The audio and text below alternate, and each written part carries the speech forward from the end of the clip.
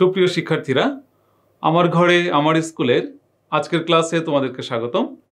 শিক্ষার্থীরা, আমরা আজকে যে কবিতাটি নিয়ে আলোচনা করব সেই কবিতার যিনি লেখিকা তার ছবিটা আমরা দেখতে পাচ্ছি। তোমরা নিশ্চয় চিনেছ, উনি বেগম সুফিয়া কামাল, জননী সাহসিকা, বাংলাদেশের একজন প্রথিতযশা নারী জাগরণের অগ্রদূত। আমরা তার যে কবিতাটা আজকে পড়ব সেই কবিতাটির নাম হচ্ছে সাম্য। সাম্য। আমরা তাহলে এই কবিতা থেকে যে বিষয়গুলো সম্পর্কে আমরা জানবো, শিখবো, সেটি আমরা একটু দেখে নিচ্ছি। কবি সুফিয়া কামালের জীবন ও সাহিত্য সম্পর্কে আমরা কিছু তথ্য এখান থেকে জানবো। দ্বিতীয়ত হচ্ছে কর্মের মাধ্যমে জীবনকে কিভাবে সার্থক করা যায়। যদি আমরা সফলভাবে সঠিক পথে আমরা যদি কাজ করি, সেই কাজের মধ্য দিয়ে কিভাবে জীবনে সফলতা আসে সে বিষয়ে আমরা এখানে দেখতে পাবো। এবং তৃতীয় বিষয় হচ্ছে সাম্যে উজ্জীবিত হওয়া, অর্থাৎ সকলের সম্মিলিত প্রচেষ্টায় যে কোনো একটি বড় কাজ সুন্দরভাবে সম্পন্ন করা যায় সেই বিষয় সম্পর্কে আমরা এই কবিতা থেকে দেখব, শিখব। প্রথমে আমরা সুফিয়া কামাল সম্পর্কে কিছু তথ্য একটু জেনে নিচ্ছি। সুফিয়া কামাল জন্মগ্রহণ করেছেন 1911 সালের 20 জুন বরিশালে। সফল সংগঠক ও নারী নেত্রী, ভাষা আন্দোলনে সক্রিয়ভাবে অংশগ্রহণ করেন। সাম্প্রদায়িকতা ও মৌলবাদের বিরুদ্ধে তিনি অবস্থান গ্রহণ করেছিলেন। উল্লেখযোগ্য গ্রন্থ হচ্ছে সাঝের মায়া, মায়া কাজল, কেয়ার কাটা। তিনি বাংলা একাডেমি পুরস্কার, 21 পদক ও মুক্তধারা পুরস্কার সহ আরও অনেক পুরস্কার ও সম্মাননায় ভূষিত হয়েছেন। 1999 সালের 20 নভেম্বর তিনি ঢাকায় মৃত্যুবরণ করেন। শিক্ষার্থীরা, আমরা বেগম রোকেয়া সম্পর্কে জেনেছি এর আগে। তো বেগম রোকেয়া যে পথের সূচনা করেছিলেন সেই পথেরই আরেকজন পথিক ছিলেন সুফিয়া কামাল, এবং তার দেখানো পথে আজও আমাদের দেশে অনেকেই কিন্তু তার সেই পথটাকে আরো সামনের দিকে এগিয়ে নিয়ে যাচ্ছে। এ পর্যায়ে আমরা চলে যাচ্ছি আমাদের মূল কবিতায়। শতেকের সাথে শতেক হস্ত মিলায় একত্রিত, সব দেশে সব কালে সবে হয়েছে সমুন্নত। অর্থাৎ এখানে এই যে চারটি লাইন, চারটি পংক্তি, এখান থেকে যে বিষয়টি বলা হচ্ছে যে শতকের সাথে শতেক হস্ত, অর্থাৎ যখন আমরা অনেকে মিলে সম্মিলিতভাবে যখন আমরা কোনো একটি কাজ করার জন্যে আমরা সম্মিলিত হব বা একটি জায়গাতে একত্রিত হব, তখন সেই কাজটি করা কিন্তু আমাদের জন্য অনেকটাই সহজ হয়ে যাবে। এবং আরেকটি বিষয় যেটা হচ্ছে, এভাবেই কিন্তু পৃথিবীতে যত ভালো ভালো কাজ হয়েছে সেই কাজগুলো কিন্তু সকলের সম্মিলিত প্রচেষ্টাই হয়েছে, সেই কথাটি কিন্তু এখানে কবি শুরুতেই বলছেন। বিপ্লব পৃথিবী, প্রসারিত পথ, যাত্রীরা সেই পথে। এখানে আরেকটি বিষয় দেখো, যে বলা হচ্ছে যে বিপুলা পৃথিবী, এই পৃথিবীটা বিশাল, প্রসারিত পথ, অনেক পথ আছে। এখন কে কোন পথে যাবে, যার যে পথে যাওয়ার, যে যেটাকে ভালো মনে করবে, যে যে পথে যাওয়াকে স্বাচ্ছন্দ্য বোধ করবে, সে সেই পথেই যাবে। চলে কর্মের আহ্বানে কোন অনন্তকাল হতে। এবং সবাই কিন্তু যাচ্ছে কি একটা না একটা কাজ সম্পাদনের উদ্দেশ্যে। আমাদের যে যাত্রা, যে অভিযাত্রা আমাদের শুরু হয়েছে পৃথিবীর সূচনা লগ্ন থেকে এবং আজকে পর্যন্ত যে অভিযাত্রা চলছে, সবকিছুর মূলেই কিন্তু আছে কোনো না কোনো কার্য সম্পাদন। অনন্তকাল হতে মানব জীবন শ্রেষ্ঠ কঠোর কর্মে সে মহিয়ান। হ্যাঁ, মানুষের জীবন, এখানে মানুষ সম্পর্কে কিন্তু আরেকটি বিষয় বলা হচ্ছে যে মানুষ হচ্ছে একমাত্র বুদ্ধিভিত্তিক প্রাণী। এবং সেখানে যে বিষয়টা হচ্ছে মানব জীবন যেটা শ্রেষ্ঠ কঠোর কর্মে সে মহিয়ান, অর্থাৎ কি মানুষ তার প্রজ্ঞা দিয়ে, জ্ঞান দিয়ে, কর্ম দিয়ে সে কিন্তু তার যে শ্রেষ্ঠত্ব, সেই শ্রেষ্ঠত্বটাকে সে কিন্তু প্রতিষ্ঠিত করতে সক্ষম হয়েছে। সংগ্রামে আর সাহসে প্রজ্ঞা আলোকে দীপ্তিমান। সংগ্রামে আর সাহসে আমরা যে কোনো কাজ করার জন্য আমাদেরকে একটা সংগ্রাম করতে হতে পারে, এবং সেখানে আমাদেরকে অনেক বুদ্ধির পরিচয় দিতে হতে পারে, এবং সেটার মধ্য দিয়ে কিন্তু আমরা আমাদের জীবনটাকে আলোকিত করতে পারি। এবং সেটাই বলা হচ্ছে যে সংগ্রামে আর সাহসে প্রজ্ঞা আলোকে দীপ্তিমান। পায়ের তলায় মাটিতে আকাশে সম্মুখে সিন্ধু জলে, বিজয়গতন উড়ায় মানুষ চলিয়াছে দলে দলে। বিভিন্ন জায়গাতে, অর্থাৎ আমরা একেবারেই মঙ্গল গ্রহে, চাঁদে পর্যন্ত কিন্তু মানুষ পৌঁছে গেছে, এবং সেই সমস্ত জায়গাতে মানুষের বসতি স্থাপন করা যায় কিনা এই কাজগুলো কিন্তু মানুষ এখন করতে সক্ষম হচ্ছে, বা এই গবেষণা কিন্তু তারা চালাচ্ছে। পাহাড়ে গেছে, সমুদ্রের তলদেশে গেছে, বিভিন্ন জায়গাতে। অর্থাৎ কি মানুষের কর্মের যে পরিধি, সেই পরিধিটা কিন্তু বহু বিস্তৃত হয়েছে। এবং এখানে কিন্তু আমরা কখনোই বলতে পারবো না যে কোনো একজন মানুষ তার একক প্রচেষ্টায় এই কাজটি করেছে। সবকিছুতেই হচ্ছে কি একটা সম্মিলিত একটা প্রয়াস, কোনো একটি দল যারা একত্রিত হয়েছে এবং যারা একমত হয়েছে যে তারা এই কাজটি সম্পন্ন করবে। এবং তাহলে কি হচ্ছে, পৃথিবীতে মানুষ কি করছে, তারা একত্রিত হচ্ছে, একটি দলে সংগঠিত হচ্ছে এবং তারা একটি সুন্দর কাজ, একটি ভালো কাজ করার জন্য তারা কিন্তু সকলেই তাদের শ্রম এবং মেধা সেটার মাধ্যমে কিন্তু সেই কাজটি তারা সম্পন্ন করছে এবং সেই কাজের মধ্য দিয়েই পৃথিবীতে মানুষ তার নিজের যে বিজয় কেতন, সেই বিজয় কেতনটা কিন্তু উড়াচ্ছে। এই কবিতাটি পাঠের মাধ্যমে আমরা যা কিছু শিখেছি, যে তথ্যগুলো আমরা এখান থেকে জানবো বা জেনেছি, সেটি হচ্ছে যে সাম্য কবিতাটি সুফিয়া কামালের নওয়াল কিশোরের দরবারে কাব্যগ্রন্থ থেকে সংকলিত হয়েছে। অর্থাৎ এই কবিতাটি নওয়াল কিশোরের দরবারে কাব্যের অন্তর্গত। একা একা কোনো বড় কাজ করা যায় না। হ্যাঁ, অনেকেই আছে যারা চেষ্টা করে যে একা একা একটা কাজ করে ফেলবে, কিন্তু আসলে সেটা সম্ভবপর হয় না। একটা ভালো কাজ, একটি মহৎ কাজের জন্য কিন্তু অবশ্যই সেখানে একটা সম্মিলিত প্রয়াসের প্রয়োজন আছে। তৃতীয় বিষয়টি হচ্ছে পৃথিবীতে মানুষই বিজয় কেতন উড়িয়েছে। অর্থাৎ কি, যে কোনো কাজের জন্য যে সফলতা দরকার, সেই সফলতার কাজটি তারা যে সফল হয়েছে বা বিজয় কেতন যে উড়িয়েছে, এবং সেটি একমাত্র মানুষই পেরেছে। মানুষ ছাড়া কিন্তু এই কাজটি আর আসলে কোনো কেউই করতে পারেনি। কোনো প্রাণী বা জীব যাই বলি না কেন, কেউই কিন্তু এই কাজটি করতে সক্ষম হয়নি। সম্প্রীতি ও সৌহার্দ্যের পরিবেশ সৃষ্টি করা। আরেকটি বিষয় হচ্ছে যে একটি মানুষে একটি সৌভ্রাতৃত্বের একটা সম্বন্ধ গড়ে তুলতে হবে। হানাহানিটাকে পৃথিবী থেকে বিদায় করে দিতে হবে, মানুষের মধ্যে একটি ভ্রাতৃত্বের বন্ধনে আবদ্ধ হতে হবে। সেই শিক্ষাটু কিন্তু আমরা এই কবিতা থেকে লাভ করেছি। শিক্ষার্থীরা, কিছু শব্দার্থ আমরা একটু দেখে নেবো এখান থেকে। এই কবিতা থেকে কিছু শব্দ নিয়েছি আমরা, সেই শব্দগুলোর অর্থটা একটু জেনে নিই। শতেক অর্থ হচ্ছে 100, সমুন্নত অর্থ হচ্ছে অতিশয় উঁচু, বিপুল হচ্ছে বিশাল, অনন্ত অর্থ যার সীমা নেই বা যার কোনো শেষ নেই, মহিয়ান অর্থ সুমহান, সংগ্রাম অর্থ লড়াই, প্রজ্ঞা অর্থ গভীর জ্ঞান, দীপ্তিমান অর্থ উজ্জ্বল, সিন্ধু অর্থ সমুদ্র, কেতন অর্থ পতাকা। তাহলে এই যে শব্দগুলো আমরা দেখেছি এখানে, 10টি শব্দ আমরা নিয়েছি, 10টি শব্দের অর্থ আমরা এখান থেকে শিখে নিলাম। এ পর্যায়ে আমরা এই কবিতার আলোকে একটি সৃজনশীল প্রশ্ন এবং কিছু বহু নির্বাচনী প্রশ্ন এবং সেই প্রশ্নগুলোর নমুনা উত্তর আমরা একটু দেখে নিব। প্রথমে আমরা উদ্দীপকটি দেখছি। বরাবরের মতো আজও বলছি যে যখন একটা কবিতা, একটা গল্প, একটা উপন্যাস বা একটা নাটক বা অন্য সাবজেক্টের যে কোনো একটা বিষয় আমরা পাঠ করি, সেটার আলোকে আমাদের সেখান থেকে সেটার সাথে সাযুজ্য রেখে, সামঞ্জস্য রেখে আমাদেরকে একটা উদ্দীপক তৈরি করতে হবে। সেই উদ্দীপকের আলোকে 4টা প্রশ্ন হবে, 4 স্তরের জ্ঞান, অনুধাবন, প্রয়োগ এবং উচ্চতর দক্ষতার। তো এখানে আমরা যে উদ্দীপকটা নিয়েছি আমরা সেটা একটু দেখে নিচ্ছি।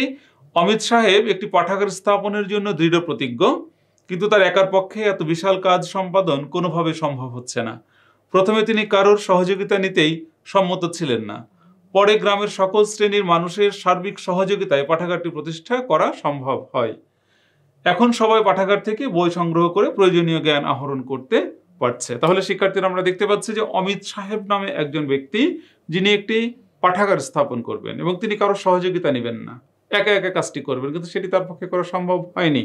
তার ফলে কি হয়েছে, গ্রামের সকল মানুষ এসেছে, শ্রেণী, পেশা, জাতি, ধর্ম, বর্ণ সবাই এগিয়ে এসেছে এবং সকলের সম্মিলিত প্রচেষ্টায়, এটাই কিন্তু সাম্য কবিতার মূল দিক, যে সকলে মিলে একটি ভালো কাজ সম্পন্ন করতে হবে। তার ফলে কি হয়েছে, সেই পাঠাগারটি সম্পন্ন করা সম্ভব হলো এবং সেখান থেকে এখন মানুষ সুফলটি পাচ্ছে। এ পর্যায়ে আমরা দেখব 4টি প্রশ্ন।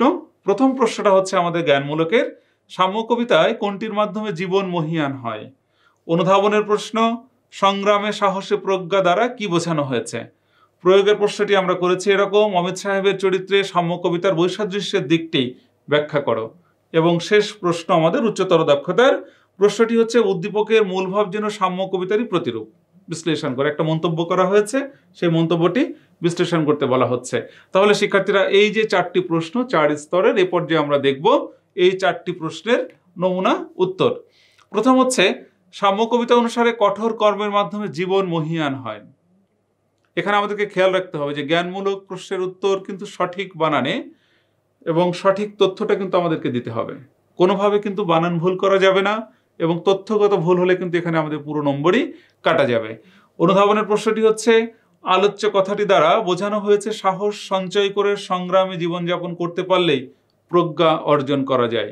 তাহলে কি হচ্ছে, কথাটি দ্বারা কি বোঝানো হচ্ছে, সাহস সঞ্চয় করে সংগ্রামী জীবনযাপন করতে পারলেই প্রজ্ঞা অর্জন করা যায়। অর্থাৎ আমার কাজের প্রতি আমার একটা ডেডিকেশন থাকতে হবে এবং সেই ডেডিকেশনটার কারণেই হয়তো আমাকে একটা সাহসী পদক্ষেপও নিতে হতে পারে। তো সেই বিষয়টি যদি সুসম্পন্ন হয় বা দুয়ে দুয়ে যদি মিলে যায়, তাহলে কিন্তু সেখান থেকে প্রজ্ঞা অর্জন করা যায়। এটার অনুধাবন হচ্ছে মানব জীবন এক ধরনের যুদ্ধক্ষেত্র। প্রতিনিয়ত কিন্তু আমাদেরকে সংগ্রাম করতে হচ্ছে, একটা সংগ্রাম মুখর জীবন কিন্তু আমরা যাপন করছি। নানা ধরনের প্রতিকূলতার বিরুদ্ধে লড়াই করে সংসারে টিকে থাকতে হয়, আর এ লড়াইয়ের জন্য মনে থাকা চাই সাহস। প্রতিকূলতাকে জয় করে সামনে এগিয়ে যাওয়ার মাধ্যমে অর্জিত হয় অমূল্য অভিজ্ঞতা। আলোচ্য কথাটির মাধ্যমে এই বিষয়টিকেই বোঝানো হয়েছে। তাহলে মানুষের জীবন, সেই যে চলমান জীবনে তাকে যে নানা প্রতিকূলতা প্রতিনিয়ত পার করতে হচ্ছে, কিভাবে করতে হচ্ছে, কিভাবে সে সফল হচ্ছে, সেই বিষয়গুলো নিয়ে আলোচনায় কিন্তু আসলে আমাদের এই অনুধাবন অংশে আমরা করেছি। এখন আমরা চলে যাচ্ছি আমাদের প্রয়োগের প্রশ্ন। প্রয়োগের প্রশ্নটি হচ্ছে, উদ্দীপকে বর্ণিত অমিত সাহেব একতার শক্তিতে বিশ্বাসী নন, যা সাম্য কবিতার আহ্বানের সাথে বৈসাদৃশ্যপূর্ণ। কারণ অমিত সাহেব চেয়েছিলেন তিনি একা একা কাজটি করবেন, তার যে পাঠাগারটি তিনি কারো সহযোগিতা ছাড়া তিনি প্রতিষ্ঠা করবেন, যেটা সাম্য কবিতায় কিন্তু তার সাথে এটা বৈপরীত্য স্থাপন করছে। অর্থাৎ সাম্য কবিতায় বলা হচ্ছে একটা ভালো কাজ করতে হলে সকলে মিলে সকলের সম্মিলিত প্রচেষ্টায় সেই কাজটি করতে হবে। সুফিয়া কামাল রচিত সাম্য কবিতায় মানুষের মাঝে থাকা শক্তির কথা বলা হয়েছে। মানুষের এই শক্তিকে একত্রে করতে পারলে সৃষ্টি হয় অফুরন্ত সম্ভাবনা। সেই শক্তির জোরে মানুষ পৃথিবীতে তার বিজয় গাথা রচনা করেছে। প্রথমে আমরা কবিতার আলোকে এখানে বলছি, চাইলে উদ্দীপকের কথাগুলো কিন্তু আমরা আগে বলতে পারি, তাতেও কিন্তু কোনো সমস্যা আমাদের নাই। তো এখানে যে বিষয়টি বলা হচ্ছে, সাম্য কবিতায় বলা হচ্ছে যে মানুষের মাঝে একটা অমিত সম্ভাবনা আছে, তার অনেক কর্মদক্ষতা আছে। সেই বিষয়গুলোকে আমাদেরকে খুঁজে বের করতে হবে এবং সেগুলোকে আমাদেরকে একত্র করতে হবে। বহু মানুষের সম্মিলিত প্রচেষ্টায় কিন্তু একটি ভালো কাজ, একটি বড় কাজ, একটি মহৎ কাজ সম্পন্ন করা সম্ভব। উদ্দীপকে বর্ণিত অমিত সাহেব পাঠাগার স্থাপনের মহৎ উদ্যোগ গ্রহণ করেন। এ ধরনের কাজের জন্য চাই সমষ্টিগত প্রচেষ্টা। যেহেতু পাঠাগার স্থাপন এটা কোনো ছোটখাটো কোনো কাজ না, এটি একটা মহৎ কাজ, একটি বড় কাজ। সেই কাজের জন্য কি হচ্ছে যে একটা সমষ্টিগত, অর্থাৎ সকল মানুষের কিন্তু একটা সম্মিলিত প্রচেষ্টায় পাঠাগারটি স্থাপন করা সম্ভব। কিন্তু অমিত সাহেব কারো সহযোগিতা গ্রহণ করতে রাজি হন না। সাম্য কবিতায় প্রকাশিত ঐক্যবদ্ধতার আহ্বানের সাথে তার মনোভাব সম্পূর্ণভাবে বিপরীত। তাহলে আমরা কি লক্ষ্য করছি যে অমিত সাহেবের যে কারো সহযোগিতা না নেওয়ার যে মনোভাব, সেই মনোভাবের দিকটাই কিন্তু কবিতার সাথে বৈপরীত্য স্থাপন করেছে। চতুর্থ প্রশ্ন অর্থাৎ উচ্চতর দক্ষতার প্রশ্নটা আমরা দেখছি। উদ্দীপকে মানুষের সম্মিলিত শক্তিকে বিজয় সূচিত করার কথা বলা হয়েছে, যা সাম্য কবিতার মূল কথা। অর্থাৎ আমরা এই যে মন্তব্যটি করা হয়েছে সেই মন্তব্যের সাথে কিন্তু আমরা একমত পোষণ করছি বা সহমত পোষণ করছি। সাম্য কবিতায় সুফিয়া কামাল পৃথিবীতে মানুষের অগ্রযাত্রায় সম্মিলিত কর্মপ্রয়াসের গুরুত্ব তুলে ধরেছেন। যে কোনো একটা কর্মকাণ্ড পরিচালনায় সম্মিলিত প্রয়াসের কথাটি কিন্তু আসলে বলা হয়েছে। একতার শক্তিতে মানুষ পৃথিবীতে যুগান্তকারী পরিবর্তন এনেছে। এই শক্তিতেই যুগে যুগে মানুষের অবস্থান সমৃদ্ধ ও সমুন্নত হয়েছে। পৃথিবীর সূচনা লগ্ন থেকে আজকে পর্যন্ত কিন্তু এভাবেই মহৎ কার্য, ভালো কার্যগুলো সম্পন্ন হয়েছে। সে বিষয় সম্পর্কে কিন্তু প্রথমে আমরা বলে নিচ্ছি। এরপরে চলে যাচ্ছি আমরা। উদ্দীপকে একটি মহৎ কাজ সম্পাদনে মানুষের ঐক্যবদ্ধতার দিকটি প্রকাশ পেয়েছে।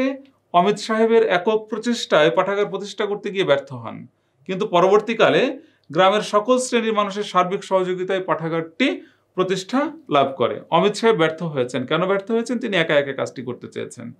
কখন সফল হলেন? যখন সবাই মিলে সম্মিলিতভাবে পাঠাগারটি প্রতিষ্ঠা করলো। প্রকৃতপক্ষে যে কোনো বড় কাজ সম্পাদনের জন্য সবচেয়ে জরুরি হলো মানুষের সম্মিলিত বা মিলিত অংশগ্রহণ। যে কোনো উদ্যোগ যদি সকল শ্রেণীর মানুষের মধ্যে ঐক্য সৃষ্টি করা যায়, তবে তা খুব সহজে ফলপ্রসূ হয়।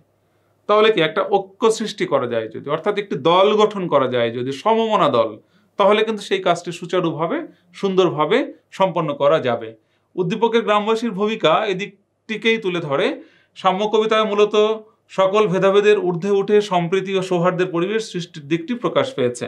সার্বিক বিবেচনায় বলা যায় উদ্দীপকের মূলভাব সাম্য কবিতারই প্রতিরূপ। তাহলে শিক্ষার্থীরা, শেষে আমরা কিন্তু একটি উচ্চতর দক্ষতায়, যেটা হচ্ছে একটি মন্তব্যধর্মী কিছু একটা আমাদেরকে বলতে হবে, এবং সেই কথাটি হচ্ছে এই যে সার্বিক বিবেচনায় আমরা কি বলছি, উদ্দীপকের মূলভাব সাম্য কবিতার সাথে যাচ্ছে, মিলে যাচ্ছে বা সেটার প্রতিরূপ। অর্থাৎ এখানে আমরা যে বিষয়টি দেখলাম যে জ্ঞান, অনুধাবন, প্রয়োগ এবং উচ্চতর দক্ষতা, চারটি জায়গাতেই সবচেয়ে গুরুত্বপূর্ণ যে বিষয়টি, সেই সম্পর্কে আমি সংক্ষেপে আরেকবার একটু বলে দিচ্ছি যে বানানের বিশুদ্ধতা এবং খুব ভালো বাক্য গঠন করতে হবে। শিক্ষার্থীরা তোমরা সব সময় চেষ্টা করবে যে কোনো কিছু লেখার সময় ছোট ছোট সরল বাক্যে তোমরা এটা লিখবে, অযথা জটিল বা যৌগিক বাক্য তৈরি করতে যাবে না। এটা করতে গেলে কিন্তু ভুল হওয়ার সম্ভাবনাটা বেশি থাকে। সরল বাক্য যত খুশি তত তুমি ব্যবহার করো, একটা বাক্যকে ভেঙে 2, 3, 4টে বাক্য তুমি করতে পারো। তাহলে এ পর্যায়ে আমরা চলে যাব বহু নির্বাচনী প্রশ্নে। কিছু বহু নির্বাচনী প্রশ্ন দেখব এবং সেই প্রশ্নগুলোর উত্তর ও আমরা দেখে নিব। প্রথমেই আমরা দেখছি মানব জীবনের সংগ্রামে আর সাহসে কি প্রকাশ পায়। মানব জীবনের সংগ্রামে এবং সাহসে কি প্রকাশ পায়, এটি জ্ঞানমূলকের একটা প্রশ্ন। 4টি অপশন আমাদের আছে: বুদ্ধি, প্রজ্ঞা, দক্ষতা, মনোবল। শিক্ষার্থীরা আমার মনে হয় যে উত্তরটা আমরা সবাই জানি, যে উত্তর হচ্ছে প্রজ্ঞা। দ্বিতীয় প্রশ্নটি আমরা দেখছি, যাত্রীরা কোন পথ ধরে কর্মের আহ্বানে চলে। এটাও জ্ঞানমূলকের আরেকটা প্রশ্ন। জ্ঞানমূলকের প্রশ্নের উত্তরটা কিন্তু আমাদের কবিতাতে আছে, আমাদের টেক্সটে আছে, এবং সেখান থেকে হুবহু কিন্তু তথ্যটা আমাদেরকে নিতে হবে। অপশনগুলো আমরা একটু দেখে নিচ্ছি। প্রসারিত পথ, বিপদ সংকুল পথ, দুর্গম পথ, অজানা পথ। তাহলে প্রশ্নটাকে, যাত্রীরা কোন পথ ধরে কর্মের আহ্বানে চলে, সঠিক উত্তর হচ্ছে প্রসারিত পথ। কবিতাতে কিন্তু এই লাইনটা আছে।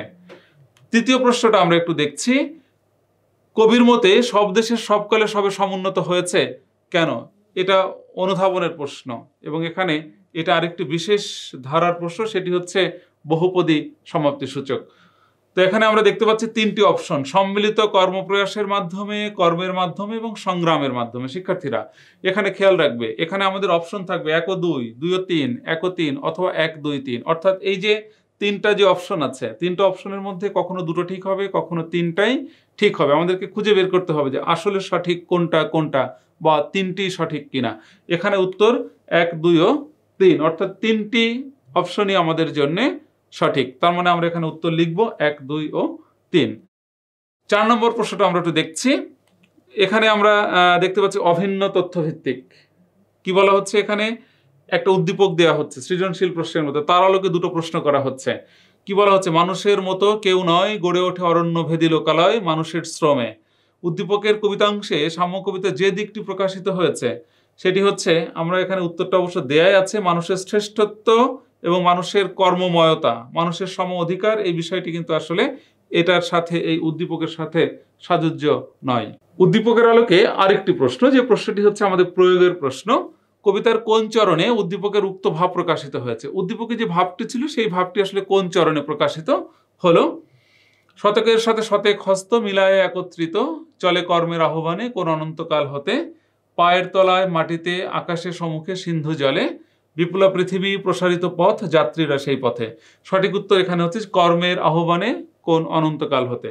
শিক্ষার্থীরা আমরা কবিতাটি সম্পর্কে জানলাম, একটি সৃজনশীল প্রশ্নের উত্তর সম্পর্কেও জেনেছি, এবং বহু নির্বাচনী প্রশ্ন সম্পর্কেও কিন্তু আমরা একটা স্বচ্ছ ধারণা এখান থেকে লাভ করলাম। তাহলে এই বিষয়গুলোই হচ্ছে এই কবিতা থেকে আমাদের শিক্ষণফল। শিক্ষার্থীরা আজকের এই ক্লাসের আলোকে তোমাদের ছোট্ট একটু বাড়ির কাজ থাকছে, একটি সৃজনশীল প্রশ্ন।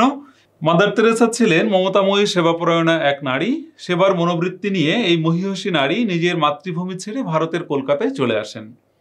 পক্ষাঘাতগ্রস্ত দুরারোগ্য রোগীদের সেবা করে গেছেন নিঃস্বার্থভাবে। তিনি জাত ধর্মের কোনো ভেদাভেদ করেননি। মানব সেবা ছিল তার কাছে সবচেয়ে বড় ধর্ম।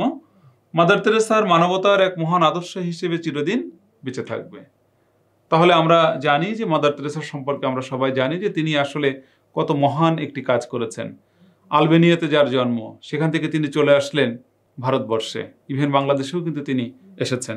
তো তিনি এখানে কি করেছেন, যে দুরারোগ্য ব্যাধিতে আক্রান্ত যে সমস্ত মানুষ ছিল তিনি তাদেরকে সেবা করেছেন নিঃস্বার্থভাবে। এবং এই উদ্দীপকের আলোকে এখন 4টি প্রশ্ন। সিন্ধু শব্দের অর্থ কি, এটা জ্ঞানমূলকের প্রশ্ন। পায়ের তলায় মাটিতে আকাশে সম্মুখে সিন্ধু জলে, চরণটি বুঝিয়ে লেখো, এটা আমাদের অনুধাবনের প্রশ্ন।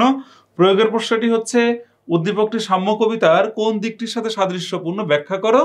এবং শেষ প্রশ্ন অর্থাৎ আমাদের উচ্চতর দক্ষতার প্রশ্নটি হচ্ছে, উদ্দীপকের আলোকে সাম্য কবিতার মূল কথা বিশ্লেষণ করো। শিক্ষার্থীরা এই বাড়ির কাজটি তোমরা তোমাদের বিষয় খাতায় করে রাখবে। এই করোনাকালীন সময় যখন চলে যাবে, তখন আমরা আবার সবকিছু স্বাভাবিক হলে বিদ্যালয়ে ফিরব, তখন তোমার বিষয় শিক্ষককে এই কাজটি তোমরা দেখাবে, তিনি এটি মূল্যায়ন করে নম্বর প্রদান করবেন। শিক্ষার্থীরা তোমরা ঘরে থেকো, সুস্থ থেকো, ভালো থেকো। ধন্যবাদ সবাইকে।